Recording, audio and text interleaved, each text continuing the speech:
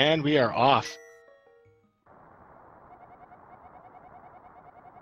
Early on in the game, you also have a few different opportunities to save frames through regular motions, not only throughout the overworld, but even as simple as just getting the text box to scroll a little faster. The faster that you can mash these buttons, the better, because you want to get the first possible frame. You don't have a whole lot of places you can save time early on in the game, so being lazy with mashing can cost you over the course of a run.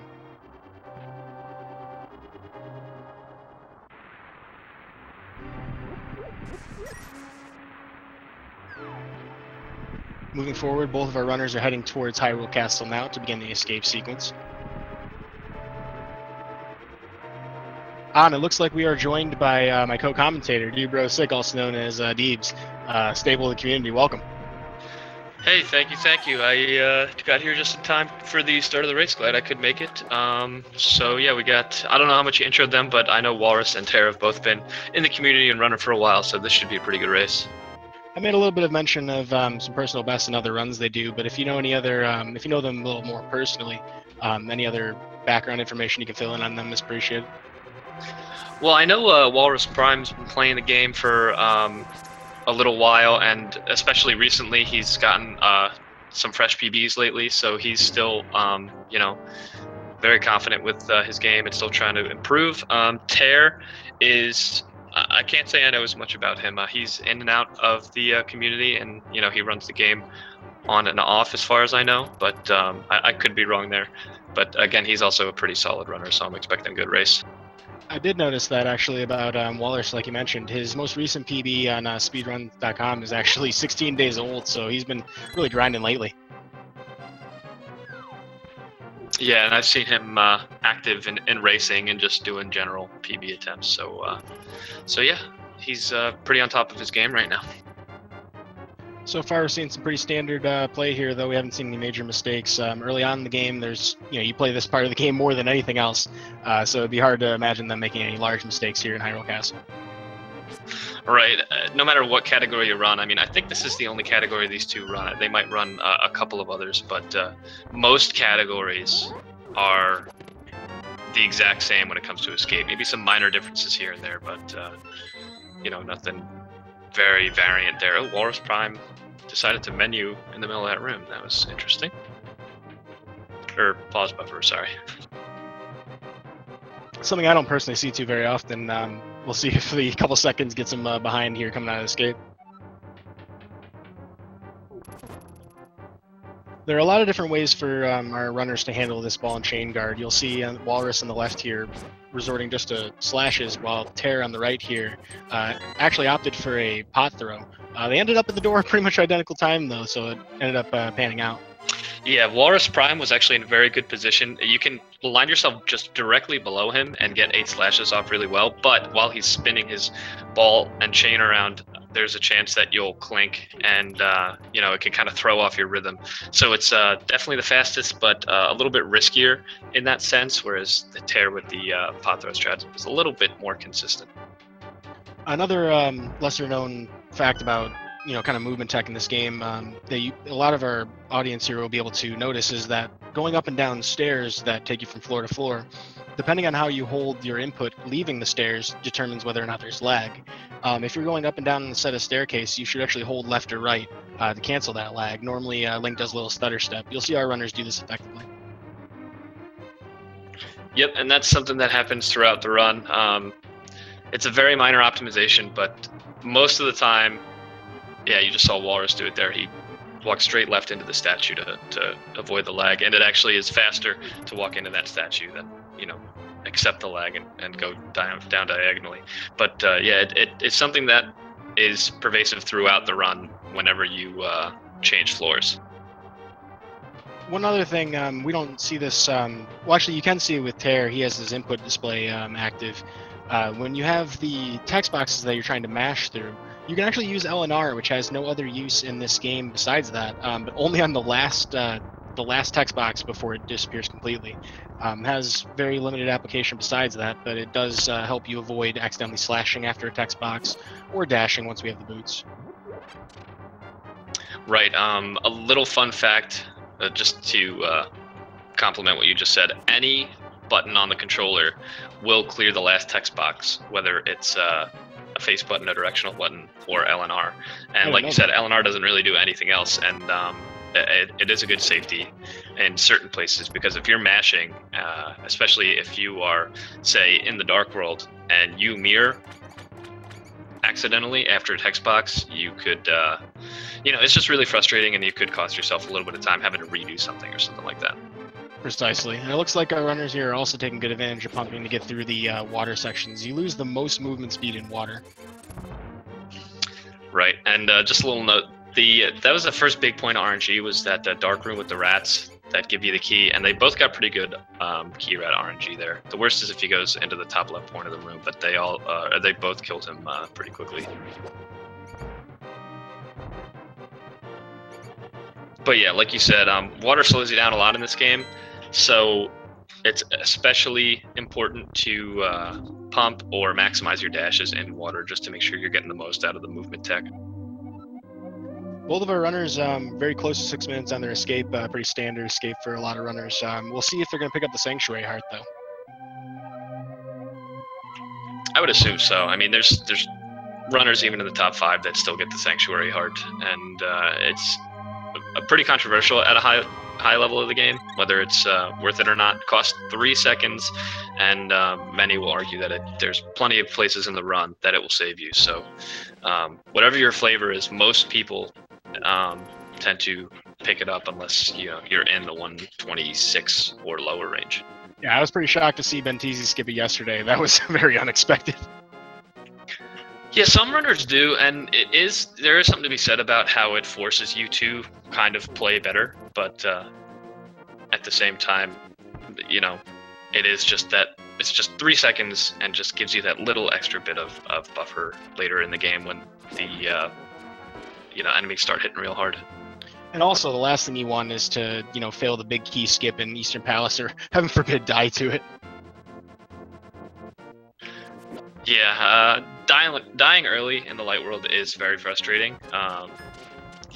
Especially because you're like, oh, I'm in the light world. This is supposed to be the easy part, but you don't really have a lot of hearts. So there are a few places, especially in Hera, where you're definitely at risk if you get some bad RNG going up Death Mountain. We also get a good opportunity to see these runners stair pumping. Doing so on the right here, Tairr actually gets to avoid that guard completely. If you're not optimal with it, you usually have to boomerang that guard or wait.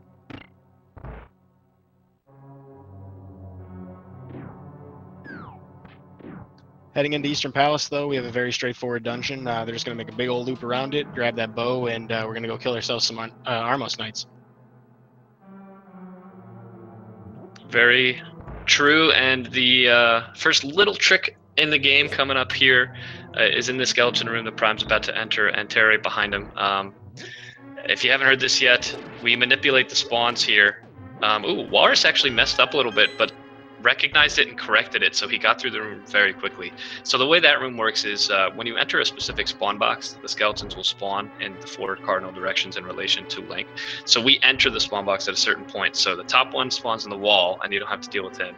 The bottom one spawns in the pot, so he gets despawned, you don't have to deal with him, and then you just kill the left and right ones very quickly.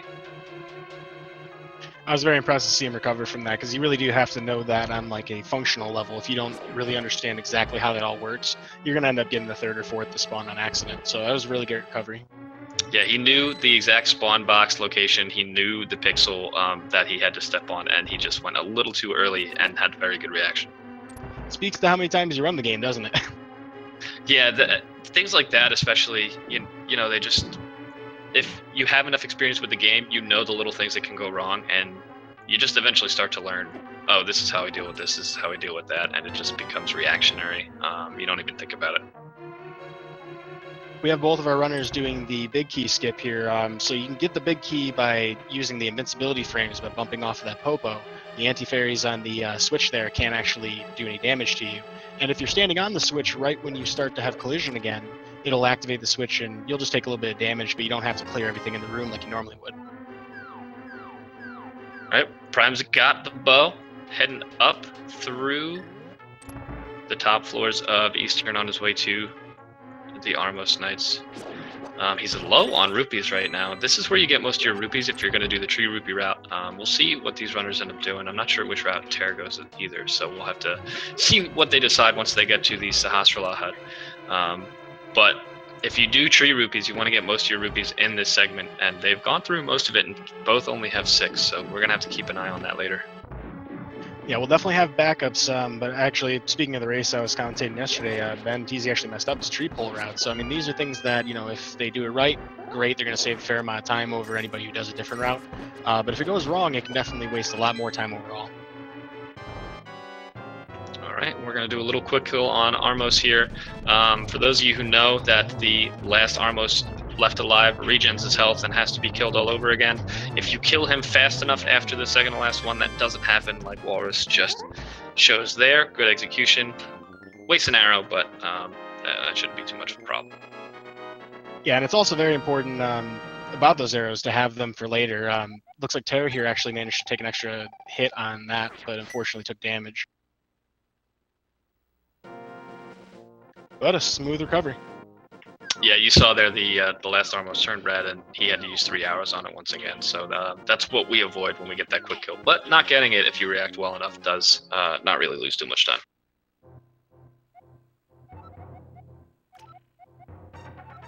And now that we have the fast shoes over here on the left with Walrus, we can start the run. Oh yeah, we finally get past all the pumping movement tech and all the boring stuff in the game, and we can actually do some fun stuff like spin speed. And we'll get our first example of it right here. For those of you who aren't familiar with spin speed, when you release a spin with your sword and hit the dash button in the exact frame afterwards, it cancels the animation of both the dash and the spin. The game gets confused and then basically acts as if you're always in your dashing state. This allows you to move around without having to start and stop dashes. It also doesn't allow you to use your sword, so if you do employ this, you have to keep that in mind. If things get a little hairy, you have to just tap A very quickly to regain control of Link's sword and be able to use it. This also gives you a good, reliable way to test if it worked. If you try to do a sword slash and it doesn't work, you're in spin speed. Exactly, and we'll see Walrus attempting it once again here. And you'll see that he does use the steps there. Any of those manual stairs, the ones that don't automatically go up or down when you enter them, those are the ones that you need to step on or off to activate the spin speed and be able to move that quickly.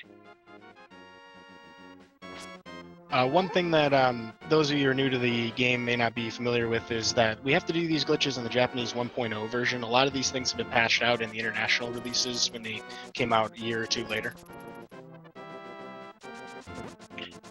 Right, so all of these runners, or at least most of the runners, I'm not sure if there's any in the tournament that run 1.1 or US or a version or anything like that, but most, if not all, will be running that version of the game. So we have collected the book, which will allow us to get into Desert Palace, and just some, maximization of dashes and movement tech through here is really all that's required in this segment, because once you get the boots, the game just decides, hey, we'll give you a bunch of long hallways and long areas of the game where you can use the boots the whole time. Good guy, Miyamoto.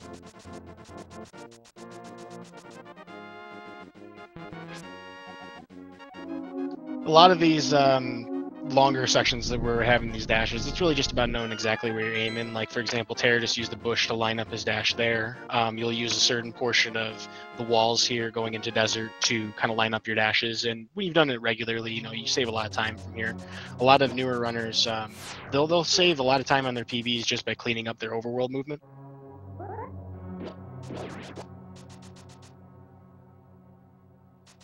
Desert Palace here is pretty quick, though. We'll see if Walrus does a little bump against the... Yep, he does the bump against the torch. As long as you make contact with that torch and then hit the wall, you will actually get it to bounce off, even if you don't bonk directly into it.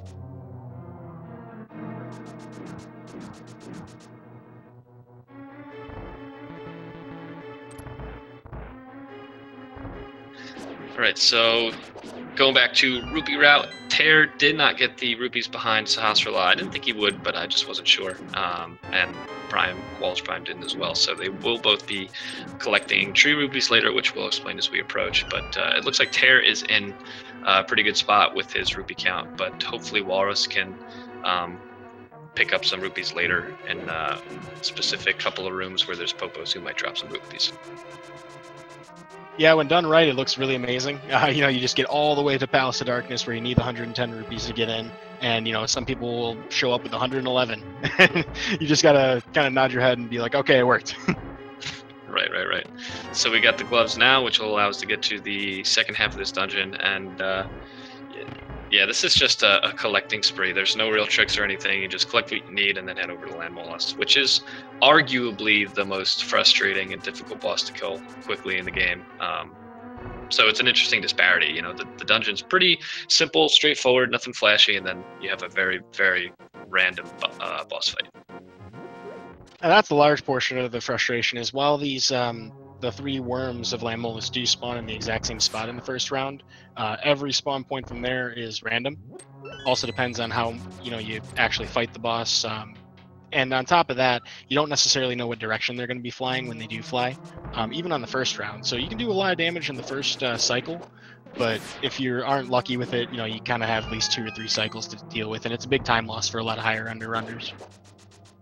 Yeah, that's the part of the segment that really makes or breaks your time for that segment. You could have a great time getting up to Land Mollusk, and then you get 4 or 5 cycle, and compared to your PB, you're losing 6, 12, 18 seconds. So it's a pretty defining factor of the segment.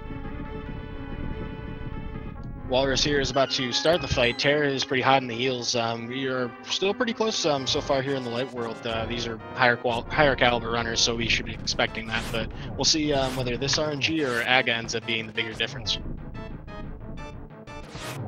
Pretty good first phase coming out from Walrus. Oh wow, he kills 2 of them. Oh my goodness, so close to that 2 cycle, which is extremely rare.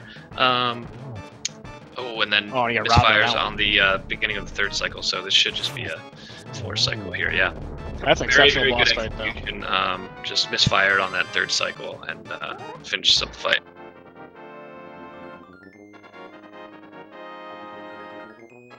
Tairr with a very good first cycle as well, or first phase, I should say. Great. Kills off 1 in the 2nd phase, or 2nd cycle. Some unfortunate RNG there, though. Yeah. Short hops, and sometimes they just beeline in different directions that you're not expecting, but another pretty clean fight from Tairr as well. So we will be coming up on a trick we call fake flippers now. You trick the game into thinking you have flippers by making a screen transition the exact frame after you fall into the water, which once you get to the next screen, the game goes, well, you made a screen transition, so you must have flippers, and just lets you keep swimming. We see somewhat limited application of this in NMG, and previous routes in years past, some people would use this to get to Ice Palace as well. But for the most part, this isn't necessary these days. You do save about 6 or 7 seconds of overworld movement between Desert Palace and Tower of Hera here. So it's definitely worth doing. It's a very easy trick to do because that bush that they line up against gives them a perfect setup if they hold a diagonal from there. Yeah, it is a very convenient bush. It probably would be a much more difficult trick, and it would probably be used a lot less if that bush wasn't there. Making our way up Death Mountain in a second. Walrus has collected the old man, just a couple screens ahead of Tairr right now, still pretty close. And once we get the mirror from the old man, we are going to have to deal with potentially the worst RNG you could see in any video game ever. Well, I gotta ask you, do you think we're gonna see any boom dashes here in Hera? I'm not familiar. Oh no, Walrus decides to hold his sword out and poke those dead rocks, but they end up bouncing in a very unfortunate direction and blocking him off from being able to drop off the old man at his home. So he's got to wait for them. He gets around this one and trying to dodge all the boulders, but sometimes it's just not possible. But now he's got another dead rock to deal with on his right as he tries to go in that direction, and boulders falling on him. This is not. Oh, that's tough. This is just something that happens. It has nothing to do with how good or bad people are. Sometimes just unfortunate stuff just happens. So he's going to actually talk to the old man to refill his hearts real quick because he wants to make sure he gets up to Hera without dying. And that's actually going to make this race a lot closer. And Tairr has actually overtaken Walrus due to that little mistake from the unfortunate RNG. And just like that, another Dead Rock says absolutely not. We're putting Walrus back in front. Yep, there we go. And that's just Death Mountain for you. There was another thing that also contributed to the catch-up here. You know, when Walrus is stuck there, one thing that A Link to the Past Ascension doesn't handle perfectly well is having a lot of sprites on screen that are active. So having like 3 Dead Rocks and all of these falling boulders really slowed down the game, even more so than just being blocked. Right, so you see Tairr took another little bit of damage because Death Mountain is just the worst part of the entire game. But so I'm sorry if I'm harping on that, but I have a personal grudge against Death Mountain because it's just caused me to lose way too many decent runs that, you know, because just dying in the overworld is pretty hard to recover from. I figure anybody who feels that way about a particular section of the game has probably lost a few runs to it. So Walrus is not going for the boom dash, and doesn't look like Tairr will either. That's it's a minor optimization. It really only saves like I think like a second, about around there, because all it does is allow you to walk through the next room without having to get into position to hit the crystal with the sword, or most likely the boomerang is what people use. So it's not really the biggest deal if you don't do it. And while it's optimal, I mean, it's also kind of like a swag trick, you know. I mean, if you want to show that you're really good at this game, you do something crazy like that. Yeah, it is pretty difficult. It is 4 inputs on the exact same frame, or 3 depending on the direction you want to boom dash it. But especially under pressure when you have those tiles flying at you, it can be pretty nerve-wracking.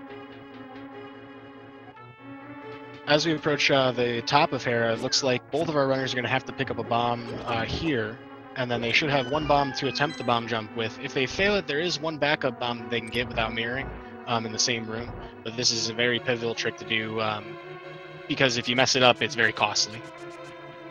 Oh no, Tairr has a little bit of a party in the beetle room and ends up falling down, so he's going to have to deal with this room.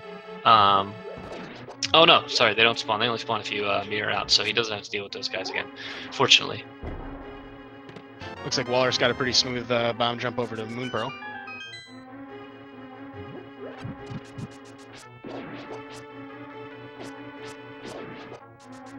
If I had to say that there's a least favorite enemy, is it going to be like Moldworms or is it going to be Kadongos? Basic enemies, my least favorite's got to be Moldworms. Either way, they make for fantastic bodyguards. And now we get to fight a giant one as a boss fight. So, oh no, Walrus making an unfortunate decision there to dash in. Dashing into him can be pretty risky. Man, these Dodongos are giving Tairr the fits right now. Just shooting fire in the worst possible places. But, yeah, all you have to do is get 5 hits on Moldworm's tail, and after the 4th hit, he speeds up and goes wild, so that could be a lot more difficult. But it's pretty much just a matter of following his body around and just getting hits in whenever you can. So we mentioned dashing through Moldorm. One of the advantages of doing that is that, you know, while you're charging it up and while he's making contact with the sword, you're not likely to take a hit. It's a very safe way to get through him. But the unfortunate thing is that, you know, you don't really have much protection if you do get knocked off. Looks like Walrus cleaned this up pretty quickly, though. Yep, after that fall, he gets through the fight pretty cleanly, and Tairr is actually finishing it up right now. He's on the last hit, and there it is. So still pretty close here, probably about 20 seconds apart, these runners, so not bad. Still got a race. One thing that Tairr took advantage of is a unique feature of holding your sword out for a charged spin. If you're facing away from the pit and you are pressing it away from the direction you would fall down, enemies actually can't knock you down off the ledge at all. So this is a really reliable strategy to use against Moldorm, but he can still hit you from the side, though, so I myself have fallen quite a few times from that. Yeah, especially in that last cycle where he gets all erratic when he has 1 hit left. It can be pretty unpredictable what direction he's going to come at you in. But we're coming up to tree rupees now. You're going to see Walrus find pull on this tree here, and a bunch of blue rupees fly out. Ooh, that was close. If you take damage, it messes up your tree rupee route, so you got to be really careful not to take any damage. So, to explain, after you pull a tree, If you kill 4 enemies without taking any damage, the next tree is going to spit out 4 red rupees, which is a total of 80 if you need to collect them all, which Walrus needs to do. But you do have to be careful not to take any damage in the process, or else it resets the whole thing. So he successfully dodged a couple of enemies that he had a close call with to preserve the red rupees for that rupee route. See, I had previously thought it was just based on the prize pack, but I didn't realize the prize pack also required no damage. So that's an important thing to keep in mind. If you're planning on building this into your route, you got to be able to at least get through all of these screens with 0 damage. I mean, that's absolutely pivotal. Yeah, there are a couple backups. There is another tree you can pull right next to Aghanim's Tower, or the castle, or whatever you want to call it, the entrance to it. So if you do end up getting hit before the tree pull that Walrus is coming up on, you can actually pull that tree, you'll get greens, and then you have to make sure you, again, kill 4 enemies without taking any damage before you get to the entrance. Looks like Walrus is going to skip over the mushroom as well. He is not going to be picking up powder this run. He may, well, no, he wouldn't be able to do fake powder either. No, he's been, I think he's in the 128s now, maybe even 127s. What did you say his PB was? I believe it was 126. Oh, he's at 126. Wow. Walrus. No, it was 120. Oh, okay. So, yeah, as runners approach the sub 130 mark and get like a minute, 2 minutes under it, that's about when you'll see everyone dropping powder. There's not many sub 130 runners that still use it. It is definitely helpful, but dropping safeties, especially powder, kind of forces you to put yourself in better positions and not take as much damage, which will ultimately save you time. We'll definitely see that. It really changes the way that you approach a lot of these dungeons and some of the minor movements. Like, normally you would be willing to heal later on in a dungeon. Now these runners have to be considerably more careful. This may end up being a factor later on in the run. We may see some people do some more safe strats in certain dungeons, like taking the safety exit in Turtle Rock, or various other ways to kind of minimize any poor RNG, consequences, or if they, happen to fall to a boss fight. Moldorm 2, anybody? Right. So we have something that Walrus Prime did, and I'll explain it as Tairr is about to approach it. Not this first group of guards, but the next room with the blue guards. They are in a prize pack that drops a fairy. So what we want to do is we want to preserve that fairy drop for much later on in the game. So to manipulate prize packs, he actually doesn't try to manipulate the prize pack, but gets lucky there. In order to manipulate the prize pack, you want to dash through enemies, because that will give you a 0% chance to get a drop from them. You saw Walrus do it, but I didn't see. Did Tairr pick up the mushroom? No, I did not catch that, actually. Okay, we'll have to check during his next pause. That might be why he skipped that, because if you do get powder, then you don't really need to preserve the fairy in the prize pack. Yeah, doesn't that come up in, was that Turtle Rock? Yeah, that'll come up later. As long as you don't kill any enemies in that prize pack and get too many drops from it, that should come up in Turtle Rock later. So it goes without saying, folks, I mean, this is definitely a highly optimized game, but even if you're just getting into the game, you don't have to know every single one of these, really fast strategies. These are the things that our runners do to break into the top, 100 on the leaderboard, or to shave off an extra 5 minutes over the course of, an entire run. Yeah, exactly. And like I said, if you are getting the powder, then that's not something you have to worry about. And getting the powder doesn't even lose too much time. It's just, like you said, a very highly optimized game.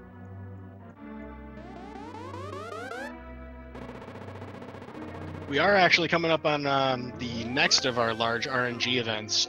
Here with the Aghanim 1 fight, we have a regular 5 cycle that we have with this boss. So the boss can do 2 different types of attacks. You can have a yellow ball or a blue ball attack. The first in the cycle is always going to be a yellow ball. This, when reflected back, will do damage. 2, 3, and 4 in the cycle are a 50-50 coin flip between yellow and blue. And the 5th attack is always a lightning attack, which you cannot reflect at all. So the idea here is we want to have as few of those blue balls as possible. That's 1 right now, right? Yeah, I've only seen 1 from Walrus right now, so getting pretty good RNG so far. about average. The average is 3. If you get 3, you can't really complain, although some people still do.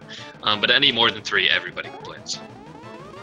The very worst thing that can happen is if we could just get nothing but blue balls, it could go up to 15. And every set's going to have at least 1, so eventually you get through it. But we have 2 so far. Right, there's 2, and if he gets through this one, or not this one, the next one, if he gets through this next one, then that'll be it. If he gets this coin flip right here, and he does, only 2 blue balls for him. Pretty fortunate luck. Tairr here with his first one.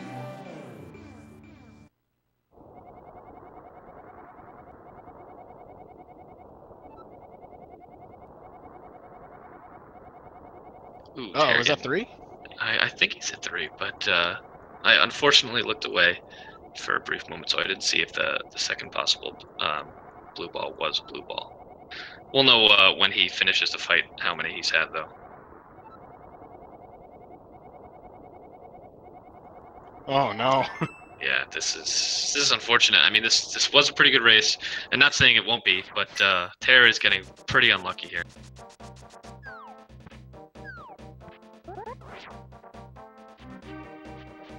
The other thing that really stinks about this RNG is, you know, you can change whether or not you get 1, 2, 3, 4, you know, I mean, however, well, at least 2 cycles with Aghanim, but if you end up having, you know, 1 too many blue balls, you have to wait through a whole another lightning attack, however many other blue balls you might see in the next phase. I'm seeing 6 so far, oh my god. Yeah.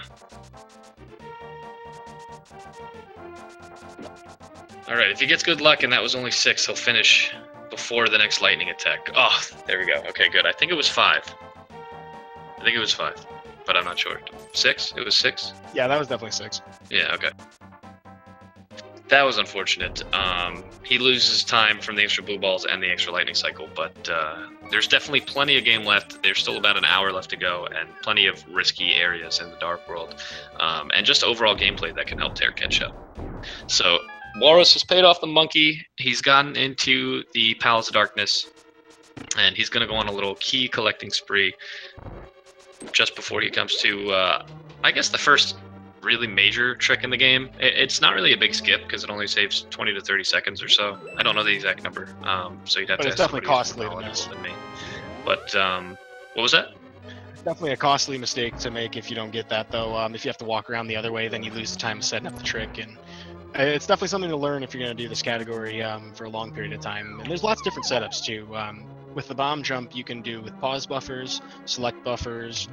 You can line it up with a sword, the pixels on his head. So I mean, there's lots of different ways people do it. Whatever works best for you is going to be, you know, the most reliable. I recommend doing that. Yeah, absolutely. So just to explain, Walrus has got a big key to collect before he heads over to the hammer jump, as we call it. We'll explain real quick as he approaches, though. So what you need to do is you need to put a bomb on a very specific y-axis pixel, and then you need Link to stand on a very specific y-axis pixel in relation to the bomb. So it's a 2 pixel perfect. It's a 2 pixel perfect trick, excuse me, and you can make it more difficult by collecting one of the bombs, because that will make your bomb route a little faster for later on in the game, and also by doing a 2 bomb version of it, which we'll see what Walrus decides to do right here. He's on the bridge. Oh, and the bridge is collapsing the whole time too. He does the 2 bomb trick, which is he plants another one and throws it over to explode that wall while he's setting up for the actual bomb jump, and he gets on the pixel. Wow, just at the last possible moment. So good job there. It is a pretty stressful trick, but with some practice and like you said, there's plenty of resources and plenty of different cues you can use to line it up. It usually goes pretty well. Oh, it looks like Tairr forgot the key down here. Yeah, fortunately he can just drop down and pick up that one.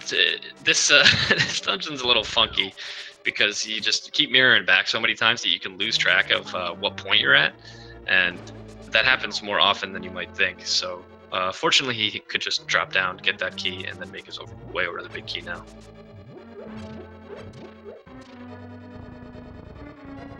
looks like Walrus is ready to head down to the basement. Tairr here is picking up his big key.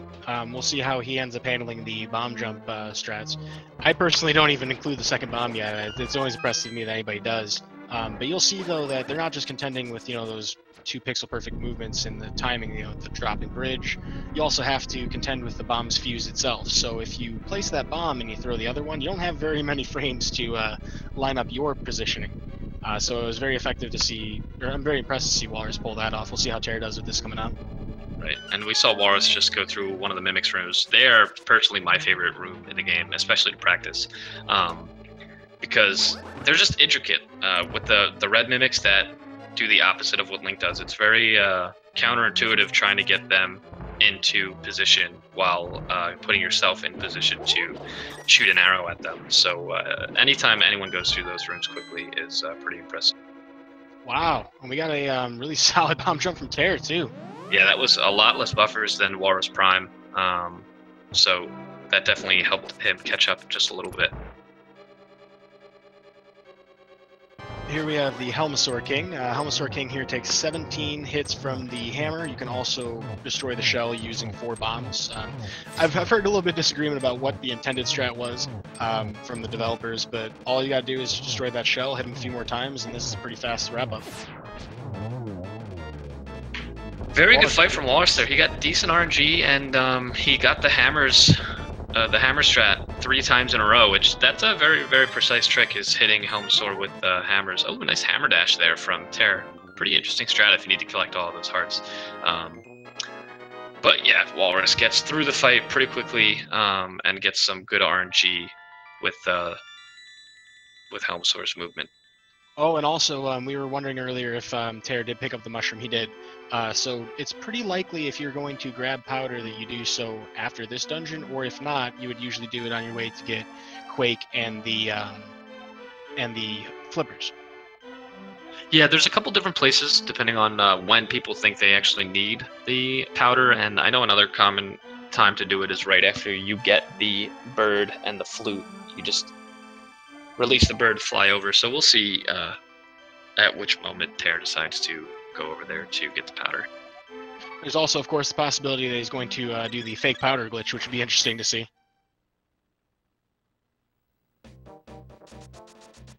Yeah, that definitely comes in handy later in the game if you need it. It's a nice little fallback to have. I'm actually not as familiar with that trick as a lot of people who use it. That doesn't remove your mushroom, does it? No, I don't believe it does. I think it's just a little manipulation when you don't actually have the powder to allow you to use the powder by a series of inputs and pausing to confuse the game. I don't really know much about it. I'm pretty sure it's just a matter of using an item, pausing and switching to the mushroom, and then it'll just spew powder out your face. I believe you also need to have no magic. Yeah, that's possible too. Like I said, I don't know the specifics of it, so I'm going to go with you on that one. Wow, Tairr's trying to hit hammers on the actual jewel. This is a really precise thing to do. He fell back to his sword because that was pretty tight. Yeah, it is really tight. It's a lot easier to line up hitting the left side of him than the right side of him, but either way you try to do it, it's very precise, and you have to get very close. And Helmasaur does do 2 hearts of damage, so you are limited in the amount of damage you can tank during that fight. Well, the runners, though, getting through pretty clean through the early Dark World. This is usually a place where a lot of newer runners are going to, encounter their heavy death sequences. As you learn this game, you have less and less of those, but I found the most of them early in Dark World, Helmasaur King in particular. Shoutouts to Walrus Prime with the 2-dig flute. Sometimes it's really difficult to figure out exactly where that flute is, but fortunately he gets it with just 2 digs. He does redeem himself with the unholy spin speed, though, getting past Usain Bolt, the fastest guard in Hyrule. Yeah, that guard is pretty much the only guard in the game that you come across where you can't outrun or anything like that, and if you just do normal dash strats, you have to kind of readjust when you get to him, and it is very annoying. So it's nice to have that spin speed, because if you move in a particular way with the spin speed, you'll get past him every time without a problem. For those of you out there who aren't as familiar with some of these glitches or what it feels like to actually run this game, spin speed is not that easy to control. It's very easy to bump into things and jump off ledges on accident, so getting past that guard is actually a lot more difficult than it looks. though these runners have done it so many times that it's second nature. Yeah, interestingly, when you watch people run the game, you rarely see people mess up spin speed that much, but it's one of those things that's kind of on and off. You feel like, okay, I got this down, this should never be a problem, and then, you know, all of a sudden, you try 3, 4, 5 times in a row, and it just doesn't work. So, oh no, Tairr's having trouble on this bridge here. Trying to set up the hammer dash to get through. There he goes, finally. He has to clear out some of those enemies that were chasing him down. You always gotta be careful having a peg party. Yeah, he'll most likely refill with powder somewhere or at the apple tree coming up. But looks like we got Walrus heading into Steve's Town now. Just gonna collect the big key and then make his way up, down, and around. Yeah, it's a very straightforward layout for this dungeon. Normally, when you're playing through it casually, it's a big old maze trying to find all these chests, but when we do the NMG route, all you gotta do is find this one and then go right to the back. We will, however, see one of the most trolly rooms in the entire game. We call it the Hellway, affectionately. A lot of enemies and conveyor belts. Not exactly a fun thing to do as a runner. Right, and Tairr showing that flute is not always the easiest thing to find. He goes with 3 digs, couldn't quite find the lump in the ground that tells you where the flute is, but he collects it and now is on his way to freeing the bird. 4 dig meta win.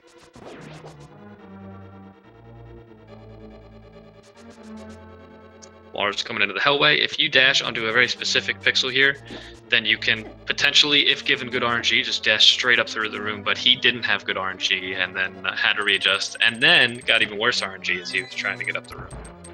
So that's one of those rooms that can go really, really well, or you can see yourself losing several seconds there, depending even just solely on RNG. Part of the reason that some people do pick up their powder early on, Tairr may actually do it, is because those rooms are extremely difficult. You know, if you get even one thing wrong, and like you mentioned, it's literally pixel perfect to take a perfect dash down that hallway. A lot of people take damage, and blind is a tough fight if you're not used to the actual like scripted version of the fight. This is actually a fight that you can do without taking any damage every single time. You just have to know exactly how you have to set yourself up. Looks like Tairr is going to pick up her powder, though. Yeah, Tairr, this is a common time where people pick up powder just before the game starts to ramp up in difficulty as you approach Skull Woods and the Ice Palace.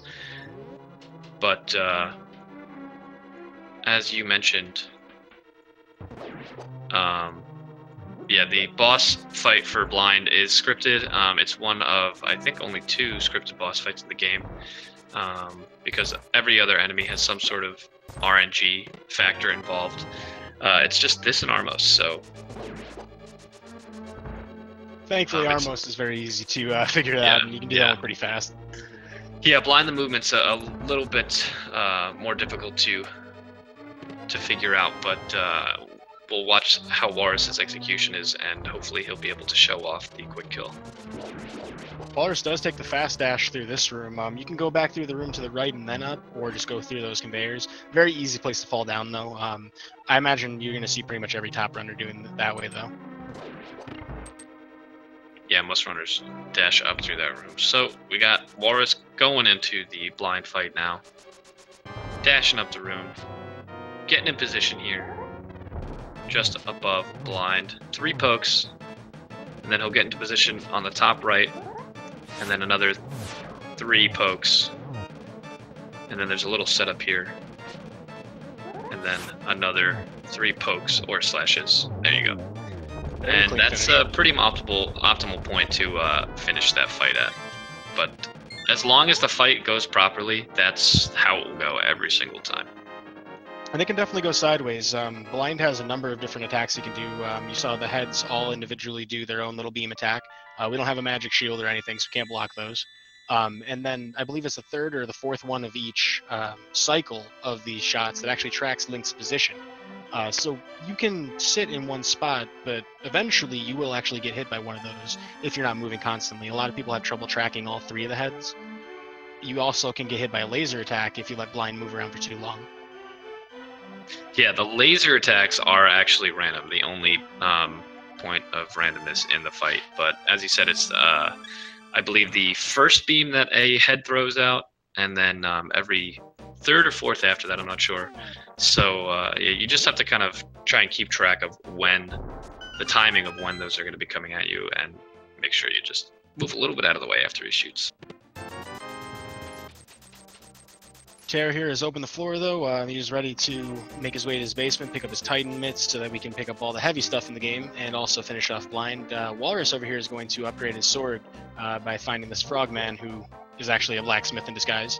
Very interesting that we find a furry here in the Dark World. Yeah, it's a good thing to point out is just the overall run and how optimized the route is in and of itself. Because we're not beholden to the numbers on the map and that order of getting the crystals, you have to get Palace of Darkness crystal first, but then it's pretty much free reign and you do whatever you want. So what we do is we pick up the gloves so that we can get the tempered sword as soon as possible, which allows us to have a little bit easier of a time against bosses and enemies in the Dark World. And from there on, it's just a matter of collecting the right items in the right order, depending on where you are and what's the easiest way to get to things based on the dungeon you're leaving. And probably the best example of having an early tempered sword really paying off. We're going to see this in Swamp Palace later when we fight Argus. Normally it would take several swipes to do damage to the puffs that are surrounding him. With tempered sword, it is a considerably faster fight, and we may actually see a zero cycle fight from these guys later on. They're high caliber runners. We very might well see something crazy like that. Yeah, zero cycle Argus is a very, very impressive strat, and if we see Walrus or Tairr go for it, we'll explain it when we get there. But the first application where the tempered sword is useful is the moth fight coming up in Skullwoods, which after this rupee collecting and sword tempering little excursion that Walrus Prime went on, is going to be the boss of Skullwoods. And if you only had the Master Sword there, it would take twice as many attacks to kill him. Oh no, Tairr got a little off the rails here with the blind fight and took a lot of damage there. It's looking like he's going to have to run back through Thieves Town. Yeah, the blind fight, like we said, if it's scripted, but it can go off script and be very, very difficult to deal with because, it's just blind's moving around fast. You got a lot of laser beams going around that, you're off script. You're not really sure exactly what direction they're coming in and which ones are honing in on you. And what makes that more unfortunate is that there's no setup for this boss fight anymore, as there normally is when we first enter it, because blind is just ready to go, as you can see at the top of the room. So when blind's knows all your tricks at this point. Yeah, he's ready and waiting for you. There's no chance that you can catch him by surprise. Fans of the randomizer of this game may know that there are actually other items that you can use to damage this boss. Anything that does damage only does 1 damage to him, and it doesn't matter what source it is. So some people hilariously make the joke that you can actually finish off blind with a cane. Absolutely. So while we were watching Tairr clean up that fight, very, very nerve-wracking there, but we watched him clean up the fight, and Warles has pretty much made his way entirely through the Skullwood segment. And that's not because he's going at a blazing pace compared to Tairr, but it's just because this is a very, very short segment. Might be the shortest segment in the game. I'm not sure, but because we know where to go, we just go get the big key, do a bomb jump to get the fire rod, and then we make our way to Moth. So it just ends up being a very, very simple segment compared to Casually, where you don't know where to go. There's multiple ways to fall into the dungeon. So we make this look a little easier than it was intended to be. Walsh did pretty well with those mummies there. That's a room that can be very perilous. Everything in the entire Skullwoods dungeon is kind of dangerous if you're standing still. We have the floor masters who can pick you up and bring you back to the entrance of the dungeon at any time. They could even grab you while you're falling down that hole. So Walrus is now in the Moth fight. Gets the double bonk. Really, really good strat there. If you dash up into that block at a very specific point, you can get 2 hits off on Moth right away. Wow. And gets a little bit of bad RNG with the movement there, but cleans up the fight pretty quickly. Yeah, he handled that really well. Like the early start, the fast starts definitely put him ahead in the fight. One thing that's really tough about Mothula is because of Mothula's immunity to certain types of damage, you can't actually have Mothula hit the edge of the arena after you've swiped, or else the damage is completely canceled. This is a really frustrating part of this boss, so props to Walrus for handling that smoothly. Right, and that's also part of the reason we like to get Tepid there as well. It takes 4 slashes, or 4 of any type of attack outside of beams, to kill Moth, but like you said, if you bump him into some spikes or something, damage is negated, so it could take 5, 6, 7, 8, you know, any number of attacks depending on the RNG you get and how he decides to move. Really does speak to how fast Skullwoods is, though, that Tairr is on his way to Skullwoods now, and Walrus is having left. I mean, we're only separated by 1 death. That's definitely a fast dungeon. Yep, now Walrus is going to be making his way to Ice Palace, where the probably the most nerve-wracking bomb jump in the game is. Some might argue that the hammer jump is more difficult, but there's definitely a little bit higher stakes here in terms of how much time you can lose and messing up your bomb route and things like that. That's true, and just like with our hammer jump in Palace of Darkness, it's 2 perfect pixel, or 2 y-axis pixel perfect placements with both the bomb and Link. We're going to see our runners pull this off pretty quickly, hopefully. You only have so many bombs to use when you're there, though. If you have to, you can always retry it by getting the Stalfos Knights. You can kill those and pick up their bomb drops. Otherwise, though, if they miss this, it's going to be a very long Ice Palace. Yeah, Ice Palace is definitely the most punishing place to die, especially if you die at the end of it. So, you know, we'll see how the runners handle that pressure. Excuse me. I forgot how to English for a second. But we got Walrus throwing a bush into the catfish, and the reason he did that actually was because he's down a heart, and you want to have full hearts going into ice for a couple of strats. And the bush he picked up actually has a 50-50 chance of giving him a heart. So that's why he decided to use that bush instead of one of the rocks closer to the pit. Well, that answered a lingering question in my mind. The other reason, too, that we bonk, not the bush itself, but bonking off that wall allows you to set yourself up on the perfect x-axis pixel to get a quick warp.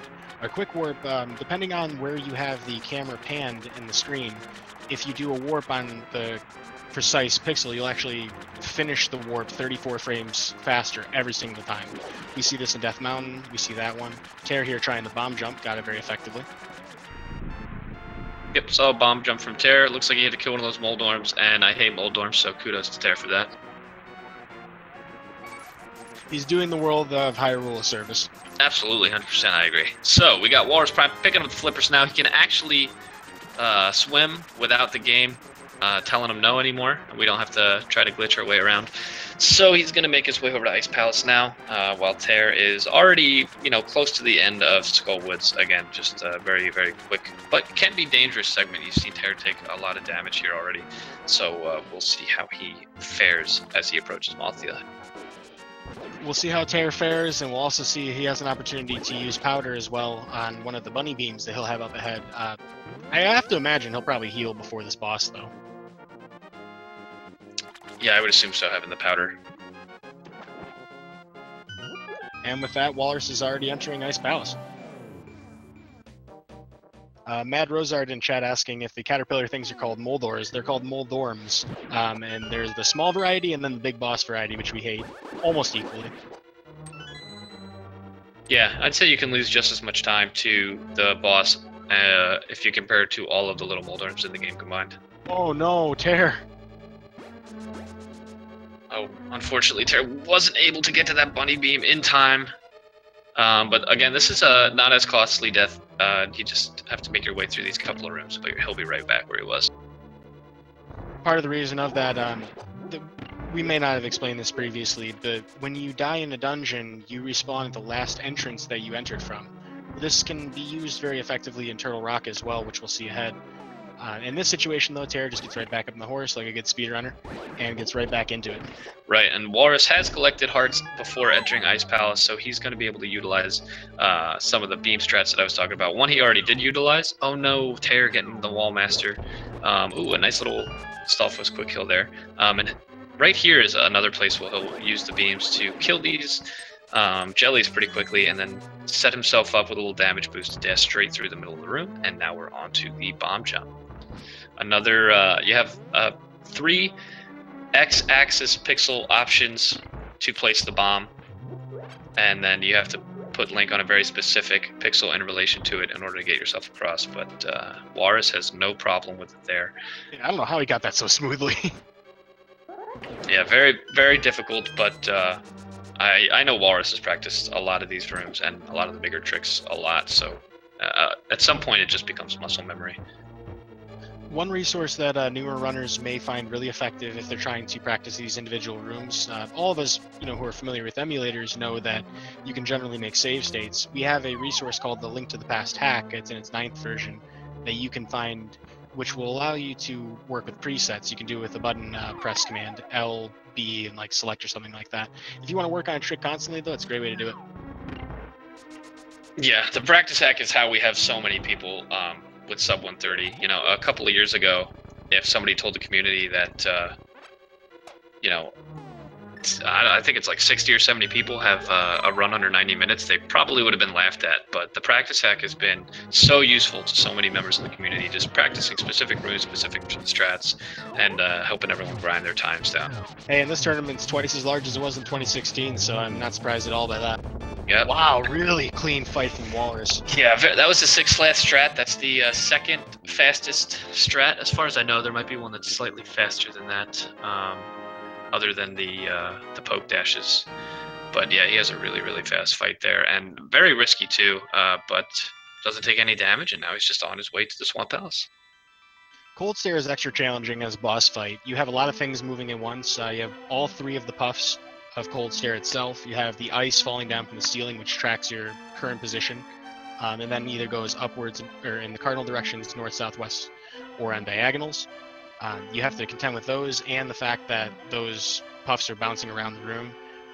If you can avoid all of that, though, if you do a really good spin slash at the beginning, get them into the corner and just slash them to death. If you can avoid that ice, you're in good shape, and that's exactly what Walrus pulled off here. Alright, so we got Tairr making his way up to collect the flippers and the medallion before he goes over to the Ice Palace.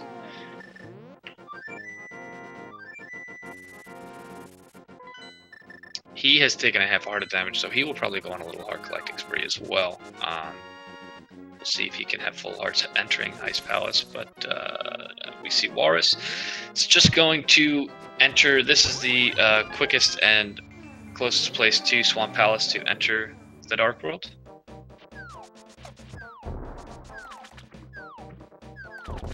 Like a lot of different things in this game, there's a lot of themes around, moving between both the worlds. We see this in the rest of the Zelda franchise afterwards. Obviously, this game set a lot of great precedents. But here, we just need to drain the water here and then enter in. If we weren't for the fact that you have to swim in this dungeon, we could potentially avoid having the flippers at all.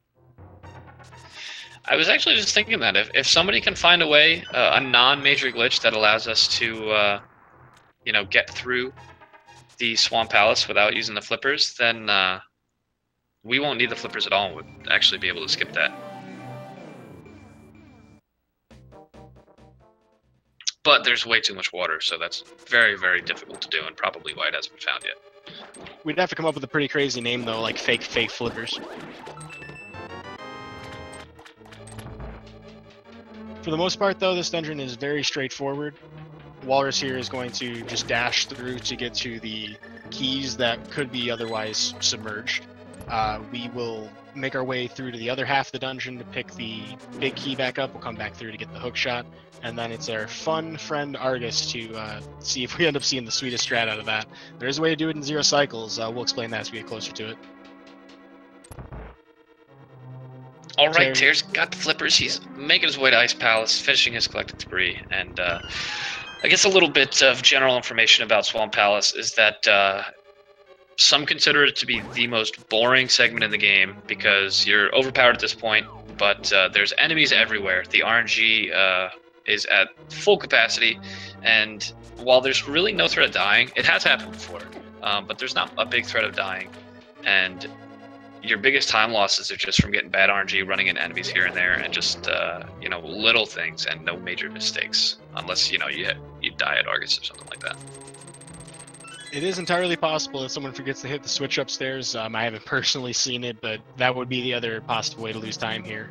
Just like Dude Brosic is saying, you know, there's really not a whole lot besides the enemies themselves to contend with here.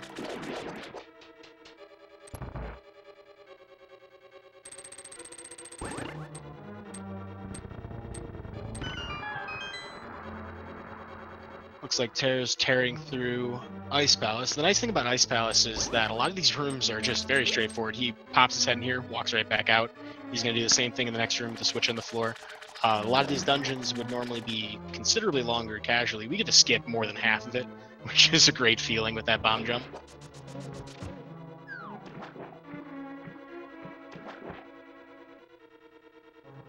Duke in the chat saying that Faker Flippers would be a good name. I endorse that. I don't know. I like double fake. The double fake.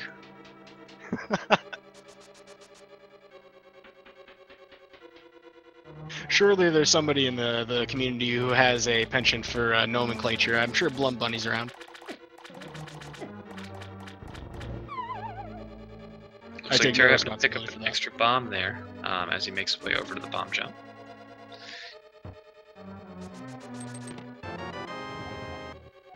I believe this is the last bomb jump of the run, right?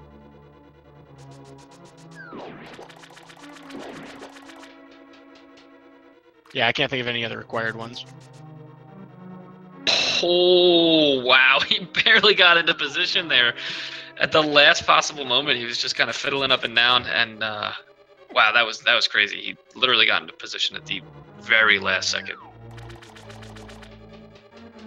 Just like Dude Brosic was saying earlier, it's very harrowing, very nervous jump. You don't only have so many bombs to work with. Getting more is very difficult. If you have to, backtrack, you really can't. You would have to pretty much mirror in that situation. Huge time loss if you miss it. Right. So Tairr is a little low on hearts. One attack or one hit from a puff and he'd be dead. So it looks like he's going to take a slight detour, only a few seconds after he drops down into this hole, to collect the fairy above him. The game is pretty liberal in the second half, offering you these anti-fairies. I guess, growing up, I'd play this game, I always thought it was just, hey, another enemy, but it turns out there's actually a big help for you if you happen to have the powder.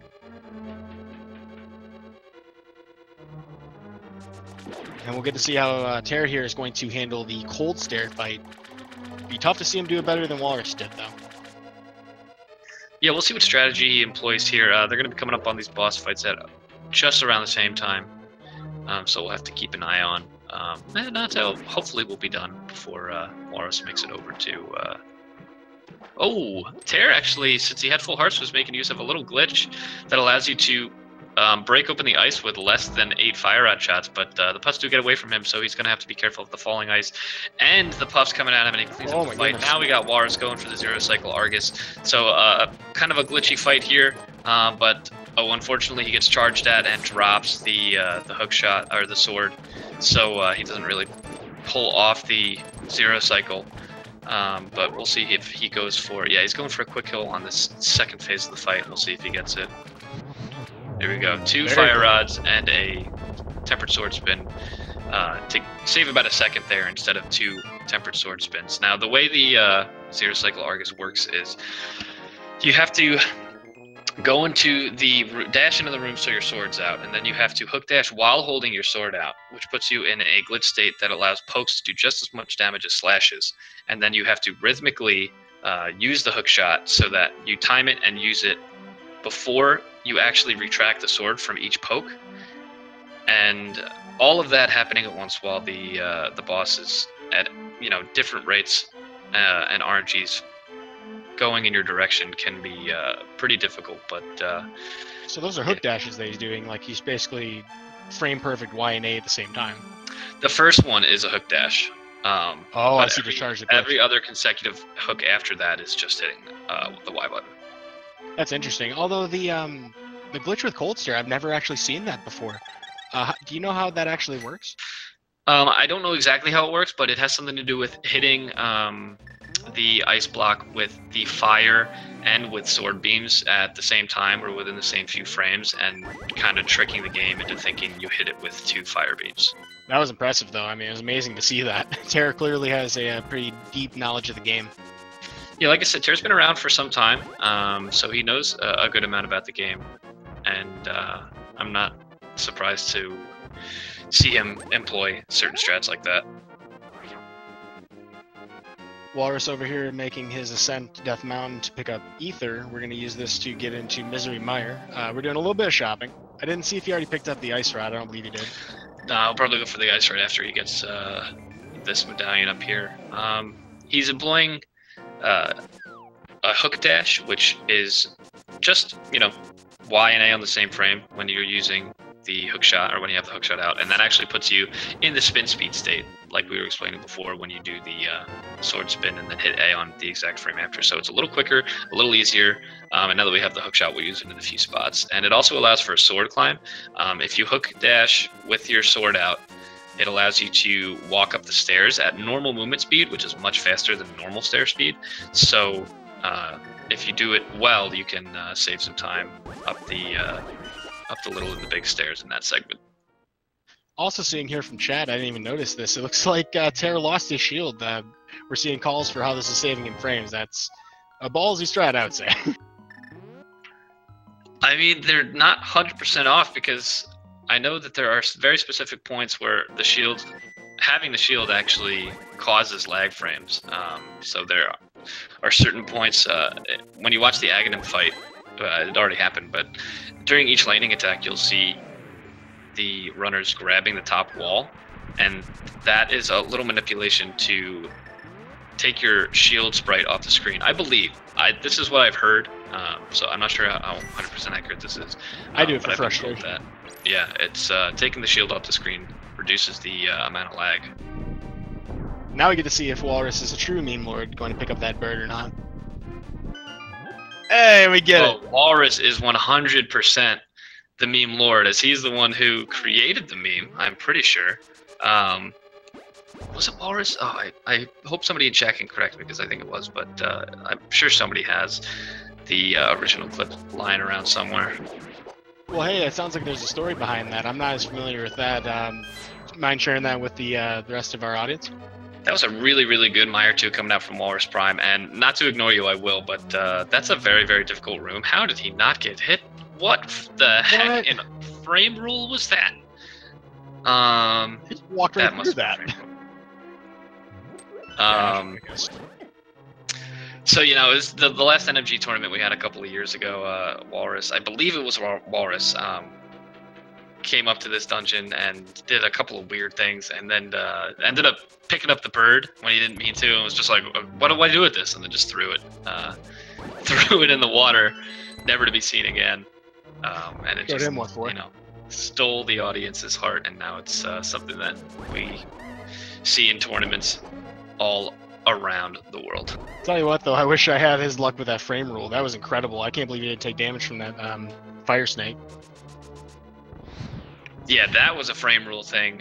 You should definitely take damage there, but a frame rule is something that eludes most people in the game. I'm sure there are, only the past scientists like Super Sketch that might be able to explain it to you, but I've had it explained to me, and I still don't understand exactly how it works, but it has to do with the collision of sprites in the game on certain frames, and it allowed Walrus to dash straight through that snake there. Kind of like that whole scientific theory. If you had all your atoms lined up in a certain way, you can phase right through a wall. Well, in Link to the Past, it's actually possible.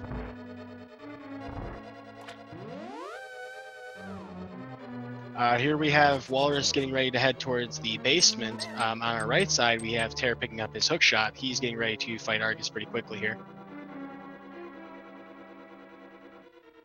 Misery Mire is a very frustrating dungeon to play casually. Once you know the speedrun strats for it, though, you're pretty much just going right to pick up that big key. You grab a couple keys along the way and head right to the boss. This takes a significantly less amount of time. We'll also see Walrus here pick up the Cane of Samaria, which in this more recent route that we have with no major glitches, you don't pick this up until late in the game. You could use this in alternate routes to go through Ice Palace a little bit faster, to not have to drop the block, but otherwise we really don't see a whole lot of use of it here. Right, and one thing I do want to note is we are past it a little bit already, but I believe Walrus got to the torches. That's a pretty good gauge that a lot of runners use, is the Meyer torches, and I'm pretty sure he got there in the hour and 7-minute range, which if he has a good end game from this point on, it'll take about 20 minutes for him to finish. Ooh, Tairr taking advantage of a little glitch there that I'll explain in a second. But yeah, if he has a really good run, he's still on a 1:27 pace right now. And I believe you were talking about just a moment ago, he grabbed an extra heart from that hook shot, didn't he? Yeah, do you know that glitch? I've only seen it. I'm not exactly sure how it works. It's very simple. If you use the boomerang or the hook shot on a heart, there's just a chance that the game will give you 2 of them instead. Looks like Tairr attempted the zero cycle as well, wasn't able to get the hook dash to work, and is going to have to resort to backup strats. Of course, 1 cycle isn't bad either. Yeah, 1 cycle is not bad at all, and that's another reason that makes the 0 cycle strat a little bit more difficult. Ooh, he goes for the quick call in the second phase as well. Interesting. Is that if you do mess up that initial hook dash, which is, frame perfect Y and A, at the same time, it kind of messes up the timing of the whole thing. And we got Walrus going into Vitreous. Hopefully, yeah, it looks like he'll be doing this 4-heart strat, but gets a little trolled by the movement of the eyeballs, but gets that 0 cycle and was able to kill all those little eyeballs before the big eyeball shot some lightning. We call that a 0 cycle. And a very solid fight coming out from Walrus Prime there. Yeah, I mean, it's tough enough just not to take a death, but the real strat here and how this all works is they'll actually walk into the slime, which does damage. While you're taking damage, you have invincibility frames, and the eyeballs, which normally do 2 damage if you collide with them directly, can no longer hurt them. So you just walk right into the middle of it, do a big old sword spin, do it a couple times, and if you do it perfectly, like Dubrosik mentioned, it only takes 4 hearts, but otherwise, normally this is a very challenging fight. He did that very well. I've practiced that a million times, and even then, you fail it half the time, so he's clearly run this game a lot. Yeah, it's one of those strategies that little things here and there can throw off the timing and then kind of get your rhythm off, and you start taking more damage than you want to. So very, very good execution by Walrus right there.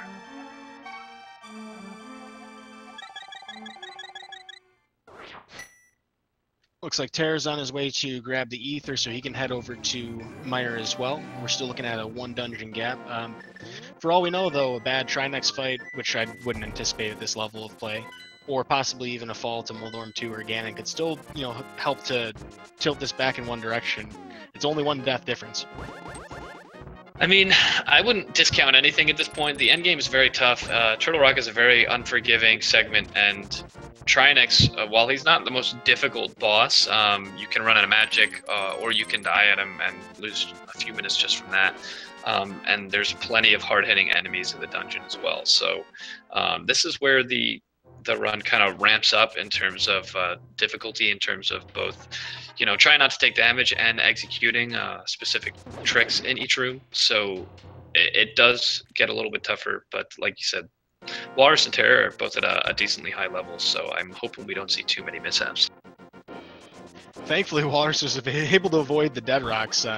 One thing that Tairr could potentially do if he gets stuck is once you've frozen them, you can actually use powder on them. Or no, when they're not frozen, if they're still moving, you can use powder on them, turn them into an enemy. If you get stuck, that's a nice little backup, but generally just stinks just to get stuck by him at all. Yeah, if you get blocked by a dead rock, it's like around 10 seconds time loss just to have it wait for him to come back to life. I did learn recently that you can do a medallion dash here with Quake. If you were to do an item dash on that platform, because it's considered a manual staircase, you can actually get spin speed for like the couple frames to fall off the platform there. Not really useful in a lot of places, but interesting little fact. Yeah, that little trick right there saves a few frames, but if you do the item dash with the medallion, there's no way of actually checking if you got it or not, so it can surprise you if you go for it and you're like, oh, I didn't think I got it, and then you just fly off the stairs there. So would be a rough, rude awakening. Yeah. Let's see if Tairr goes for the bird toss as he opens up Meyer right now. And oh yeah, here we go. We're full memeing now. Oh baby. There we go, Tairr. Nice job. Well done. These runners have good humor. Take a little damage boost through the roller room here. Oh no, mistimes it just slightly. Now he's gonna have to use a hook shot. Oh, but he gets hit again, Walrus. Yeah, if that room goes wrong, it's very easy to just keep running into them because there's certain things in the room that can kind of cut your hook shot short if you're trying to use iframes. He did do the prize pack manipulation though, right? Right, he could get the fairy here if he gets the drop. But doesn't get a drop, so he's going to have to go through chops with just 2 hearts. Very, very nerve-wracking here because these chops do 4 hearts damage, but he uses the iframes from the pegs as the chops are charging him. Very close there, but well done by Prime. The movement that the chomps make before they lunge at you is pretty random, and the angle that they lunge at you from will then be random because of it. So while you can generally do that room pretty consistently, sometimes you just get, messed over from it. You can't really do anything about it. So he had good RNG in that room and handled it very well. Good execution. We got another room with a Poke coming up, so we'll see if Walrus is able to get a fairy from here. As we said, he hasn't picked up the powder, so he can't just use any of these anti-fairies. And there it is. Ooh, came really close to getting beamed by that eyeball in the wall there, but dodges that. And I'm just going to act like he planned that the entire time.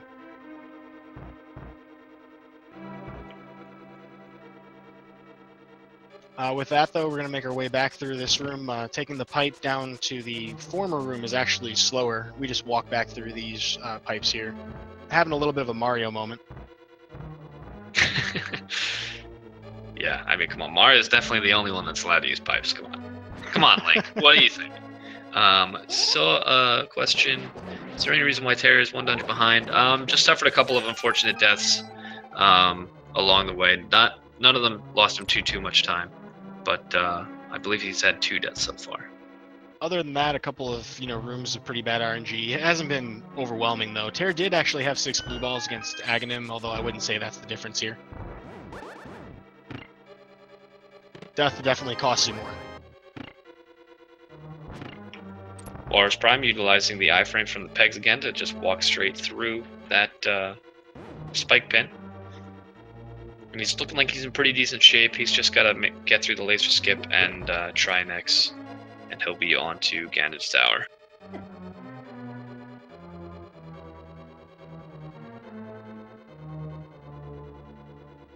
And with that, we also have Tairr moving on to the basement of Misery Mire.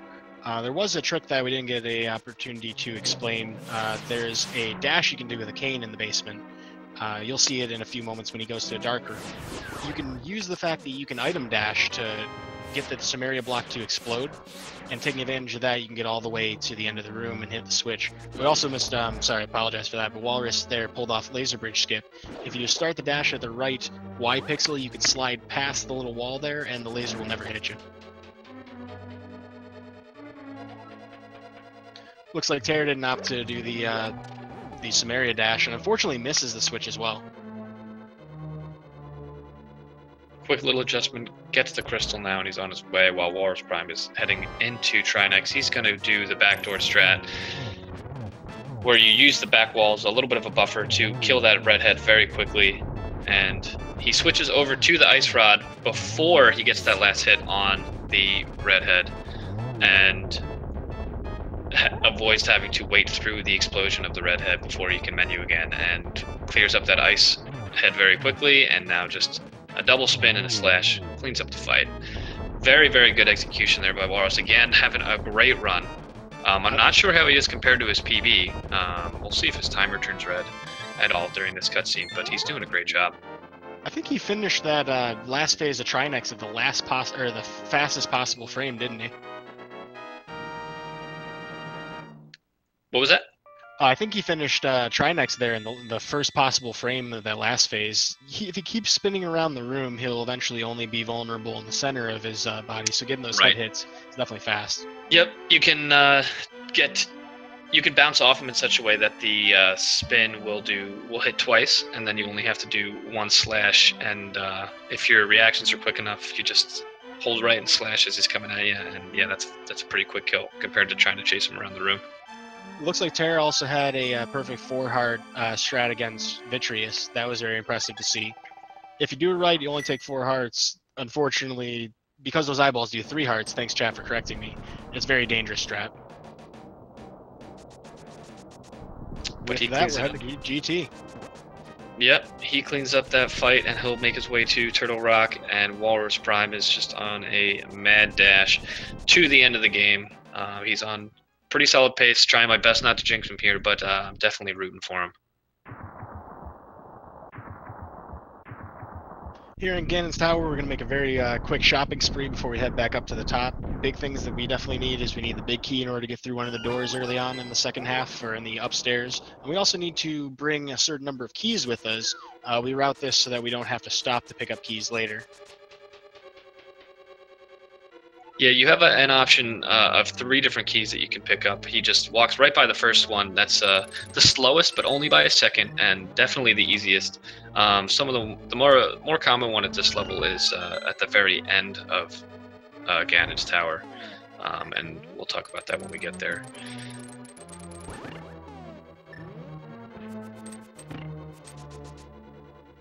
Have some very effective, very fun to watch blue boomerang strats. If you use the shot correctly, you can actually phase right through that switch as it goes up.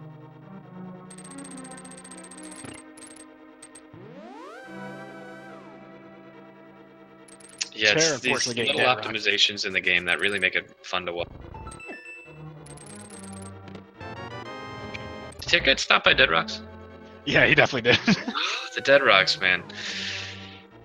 You know, when you watch Walrus go through the game, he didn't really have that much trouble with them, so he made it look kind of easy, but it is very, very easy to just make one little mistake with the way you slash or something, and the Dead Rocks are just in your way. It's fairly common. He does pull off a nice little small skip in that room. If you bonk against the wall in the correct spot, you can actually jump right over the warp, and in this room, make the poor little Helmosaurus say hi, and never get to actually give you a hug. Oh, and Tairr actually got the medallion spin that you were, or the medallion dash that you were talking about, and he had spin speed as he hopped down into the Turtle Rock Dungeon. I don't see it very often from any runners. So now we got the Armos refight. It's on ice, which makes it a little harder. It looks like Walrus misstepped a little bit, and he's going to have to clean up the fight with a couple of extra arrows. So hopefully we'll be able to see a more optimal fight from Tairr. He'll show off how we position at the top of the room to make that go very, very quickly and just dash out right away. But cleans up the fight, not losing too much time, and he's on his way up, about to come up to one of my favorite rooms, if not my favorite room. Mimics 1, followed by Mimics 2, which is another fun room. And you really show off the manipulation of the Mimics here. I don't know what strat he uses. He uses a 3/ strat. It's definitely a more advanced strat. Gets hung up a little bit there for a second, as one of the Mimics got caught on the railing, but cleans it up pretty quickly. Pulled off a nice 10 arrow drop too. Yeah. It's always nice to get arrow drops here before Gauntlet. And actually had a good Mimics 2 strat, except just barely missed that last guy a couple times. Decent execution. I'm sure he's frustrated with that, but he's still making pretty good time. Tairr barely getting past the chain chomps. He took the right side. You don't see that very often. Both sides of the room can do the switch the same. But he's skating by with 2 hearts. He'll probably pick up his next fairy heal as he goes around towards the big key. Yeah, the chomps will, that room will go differently because you just have to react to the RNG. Sometimes the left guy blocks off the crystal switch.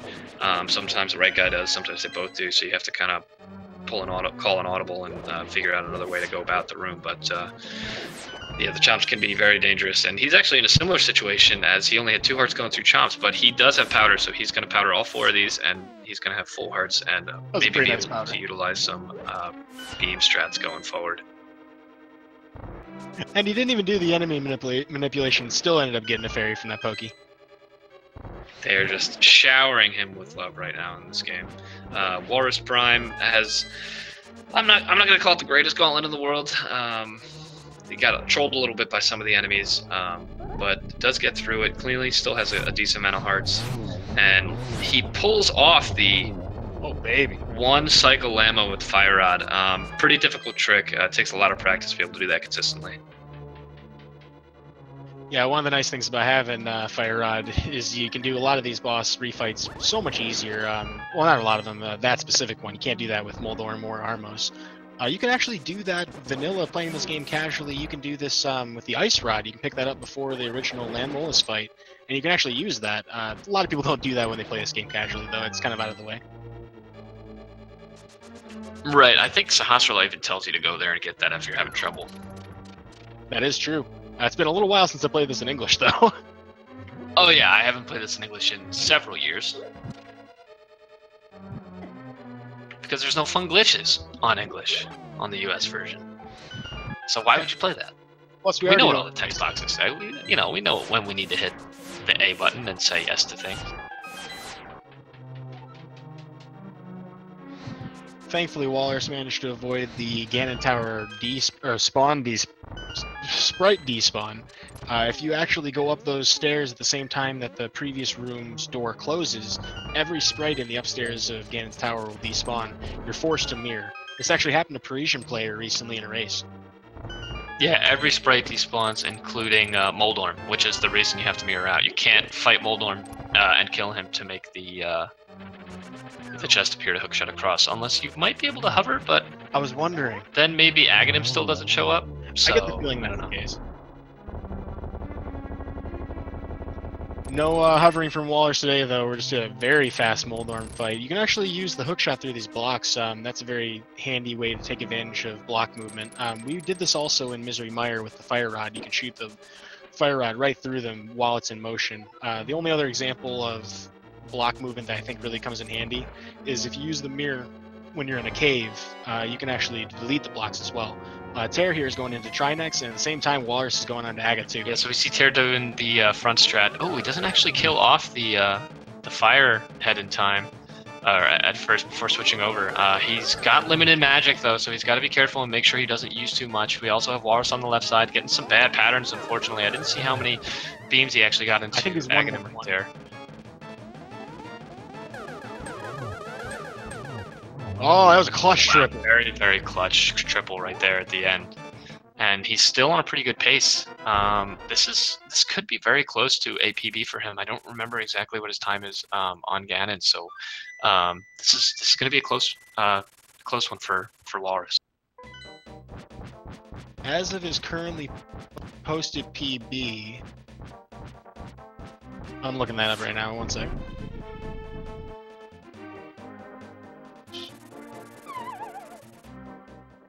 His PB right now is 128.37, so we still have a shot, it looks like. Oh, definitely still has a shot. So if he can execute this fight really well, we could see a PB here from Walrus. Tairr cleaning up the Trinex fight, and he's going to be making his way to G Tower. But we have Walrus Prime going for the 1-on-1. You can actually get through Ganon in one phase, or in one cycle of each of his phases. And it looks like he's done that here. He's just adding some bats, and now he's just got to go through the third phase of slashing Ganon whenever he stops. This is a point of RNG that can give people fits, but he's had some good luck so far. Hasn't had any extra warps yet. We'll see. There's one. Only one so far, and he's only got one hit left. And each of those extra warps costs about 1.5 seconds, and he's only got one of them, so that's pretty good RNG for him. Now he's going into the last phase. He's going to do something called Torch Glitch. Oh, he gets blued there, which is unfortunate. But he's going to do the Torch Glitch here, which if you light the left torch before the right one goes out, then the right one stays eternally lit, and you only have to worry about the left one. Now it's going to be about 3 spins per lighting of the left torch, if he can time it right. Oh, unfortunately drops the sword there, but this is a race to PB for him right now, folks. He's it's a bit of a rhythm here, and if he can get into rhythm, then he has a good shot at this. Well, he does get the first one. Just for reference, you need 12 total spin slashes to actually get Ganon to finish off in this last phase. Ooh, that was a close one there, but he does get the attack off. Oh, and Ganon's giving him some bad RNG, going into some really bad, unlucky places where it's difficult to get the spins on him, whether he's going to or leaving that position. The top right of the room is just really unfortunate. But wow, this is going to be close. Would you say it was 37? Yeah, I said 37. Wow, this is going to be a PB for Walrus Prime by just a few seconds in a race setting. That is fantastic execution there. Congratulations, Walrus. Oh my god. Congratulations. Yeah, that's a great run. I believe that's a PB unless it looks like by about 6 seconds. Unless speedrun.com has not been updated. Really, really great job. GG to Walrus. had a little bit of tough RNG with Ganon at the end, but was able to pull it off and keeps head in the game. I'm floored, though, to get a PB in a race setting. I mean, he's definitely grinded this game for years. That's got to be an exhilarating rush for him. Hopefully we'll be able to get him into voice chat for an interview. I'm sure he's probably feeling pretty high right now. Yeah, well, I'll give him a second to cool off before I give him the invite, because I know that a PB at that level is very, very exciting and nerve-wracking, but a PB at that level in a race during a tournament while, there's a few hundred people watching you, that is something else. So that's a great job by him. Not that far behind him. We also still have Tairr in Ganon's Tower. He's heading over to the Ice Armos fight. Hopefully he sharpened his skates a little bit better than Walrus did.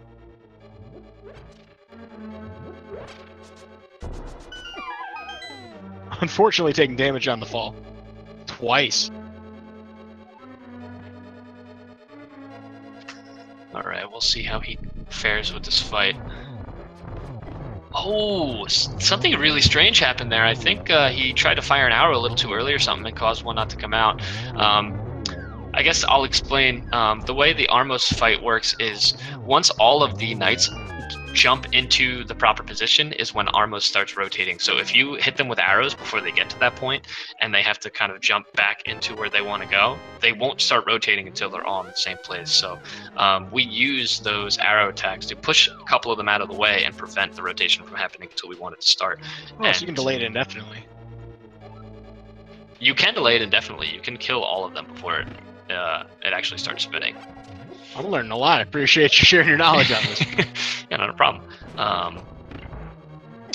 So, yeah, it looks like one of his arrows just didn't fire, and he wasn't able to nudge it out of the way in order to manipulate it. Ooh, an interesting mimic strat coming out here. I haven't seen that one before. That was a cool little strat.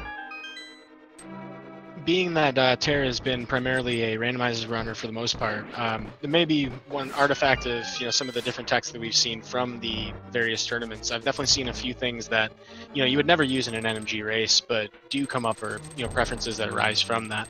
Tairr does definitely bring a lot of different unique strats to the table.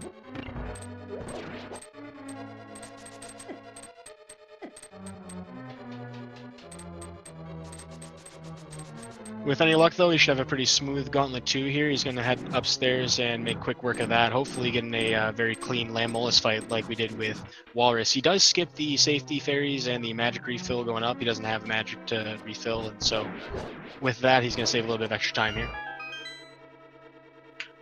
Alright, solid Gauntlet 1 there.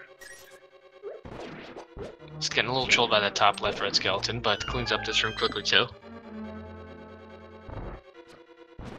Tries for the wonder shot. Good luck with that one, though. Sometimes if you fire an arrow across that room, one of them will just run right into it.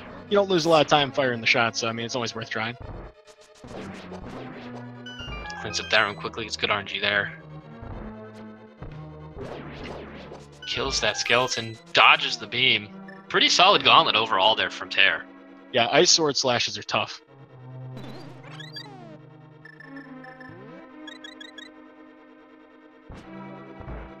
Tairr with a slight hesitation before walking in. Gets a triple spin.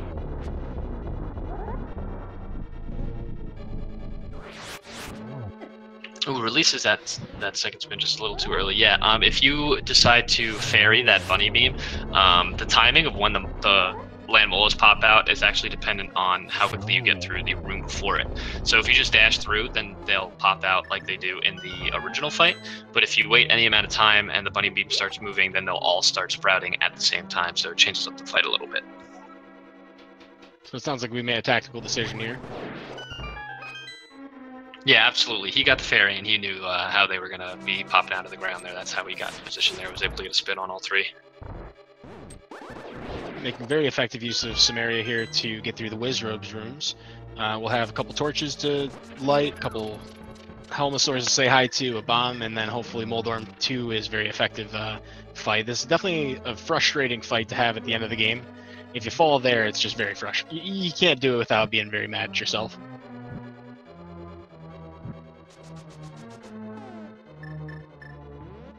Chat pointing out, Tairr does not have a shield. This man is full YOLOing his way through Ganon's Tower.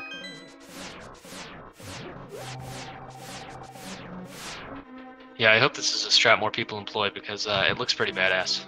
So I think we are joined here by Walrus Prime. Walrus, you there? Check, check. There you Am I go. here? Can hear you now. Yeah, for sure. Hey, Hey, guys. first and foremost, that was a PB. Am I right? Yeah, PB by let me bring my splits up. That's 5.7 seconds. That's awesome. Way to go, Yeah. man. Especially a race of that caliber. I know you PB just a couple weeks ago too, so pretty quick follow-up PB, especially in a race. That's really great job. Yeah, I was saving it for the tournament showcase. Yeah, you were saving it for your first race of the tournament. Exactly. Yeah, I was on hot PB pace yesterday, and I threw it away on purpose, totally on purpose, so that I could do it today. Well, there's other definitely glad advantages. you shared Better that with seating. us. It was fun. It was exciting. It was a crazy run, dude. I don't know. That Harris split, holy cow! Like, Had some trouble with those dead rocks. yeah, I got completely destroyed. I had to kiss the old man, and then I fell on Moldorm, and I was like, "There's no way this is gonna PB," but we brought it back. Yeah, that's the funniest part about running the game for me is, you see all these mistakes, and you're always focusing on the mistakes and not the good stuff, and then all of a sudden you PB at the end. Yeah, there's a lot of time left. It's crazy how much time there is to save all over the run. Still, even after a PB like this, I've got over a minute to save in my Harris split now.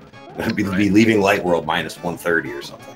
Crazy. Yeah, man, it's crazy. All right, there's finishing up this Aghanim 2 fight, but I had a question for you. It's escaping me right now, but now I remember.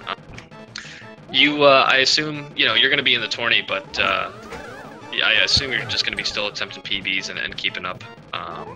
Do you have a goal time in mind? No, my goal time entering this tournament was just to get sub 130, so that has already been achieved. The rest of it is just cherries on top, I guess. I don't know.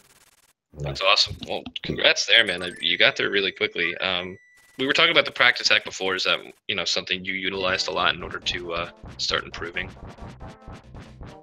Yeah, the practice hack is huge. This one is so good. Like, I can't think of a better practice hack. The Super Mario World practice hack is really good. The MMX practice hack is really good. I'm a big fan. That's my main speed game for you.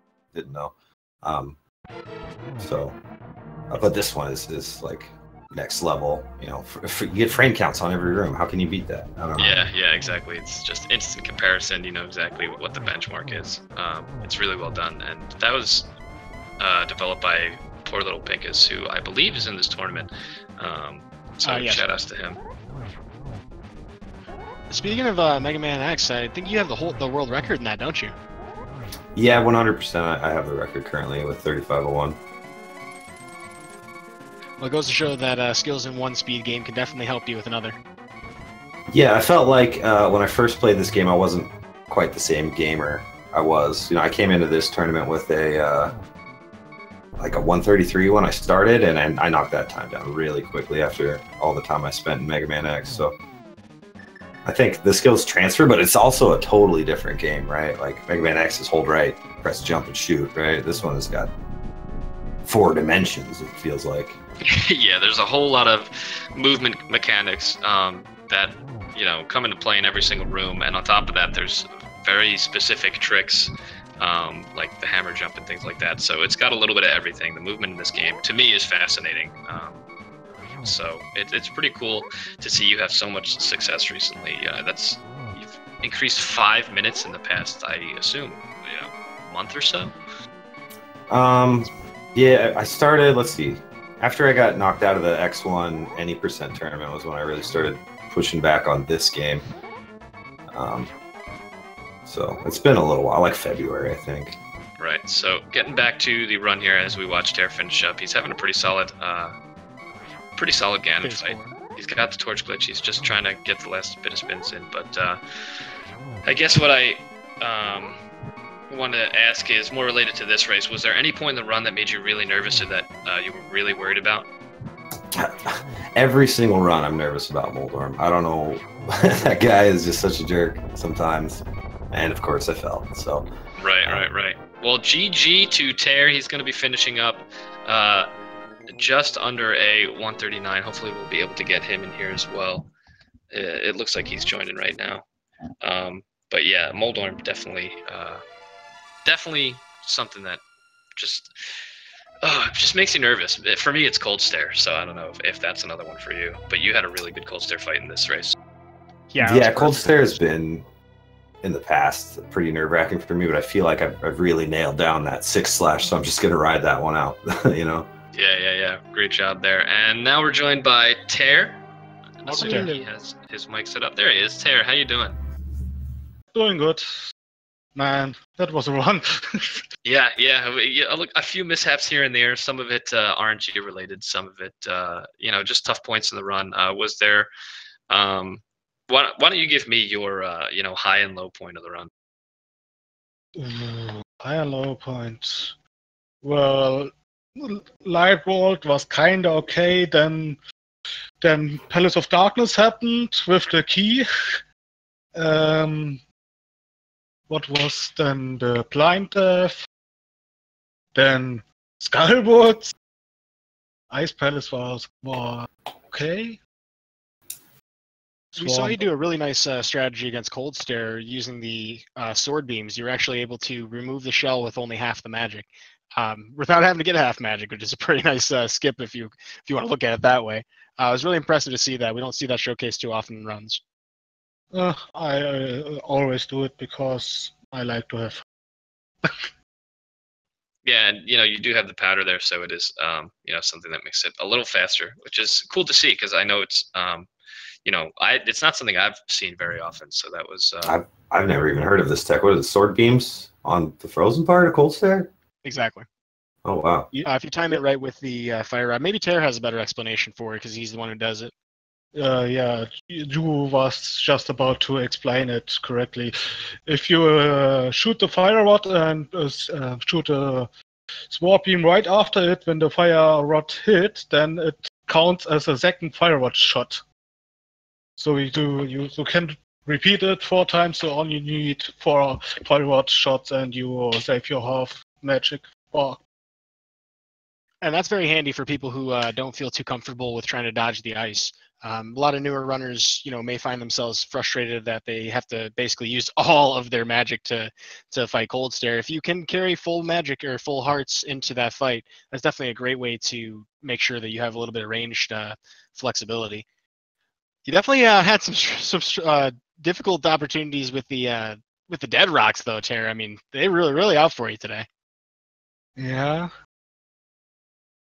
Worst enemy in the game. Absolutely worst enemy in the game. We had a little bit of a discussion about that while you guys were in Hera, trying to figure out if many Moldorms or Kadongos or if Dead Rocks are the worst. So I've got 1 vote for Dead Rocks. How do you feel on that one, Tairr? Usually I would say at that part, the sky cabbages. Yeah, sky cabbages are also very bad. Yeah, that whole segment is just full of a bunch of jerks, isn't it? On the bright side, though, once you made it up to Death Mountain, you do have the assurance of knowing that if you do die, unfortunately, you can go right back to the old man. So this game does sometimes give us some pretty forgiving, death opportunities to recover health and to get back into it. One thing that both of you guys showcased really well is when there were minor, mishaps. You guys had really great composure throughout this race and got right back up on it. And Tairr, you're still a good 15 minutes faster than me. So, I mean, I'm definitely impressed with what I saw from both of you guys today. And Walrus, I'm floored that you got a PB. That's got to feel amazing. Yeah, that was really nice. I was overdue for sure. So hopefully this isn't the last one of the tournament for me. I got a PB 16 days ago, but I was definitely overdue for that one. So, still great job. Tairr also, a few mishaps, but well executed and great job finishing up. And I believe you both have 2 other group matches to go. Is that correct? Yep. Yeah. All right, who else is in the group? Tina Hacks and Feral Pigman.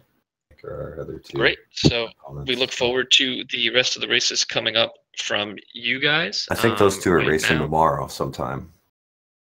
Let me see. I'll check the schedule real quick. I'll be sure to tune into that one. Yeah, looking at the schedule, I don't see anything else scheduled for you yet, Walrus. Do you have any idea when you might be racing next? Nah, my plan was to just do 1 a week, kind of keep the pace rather than try to lump them all together. So Same thing for Tairr. Do you have any upcoming matches?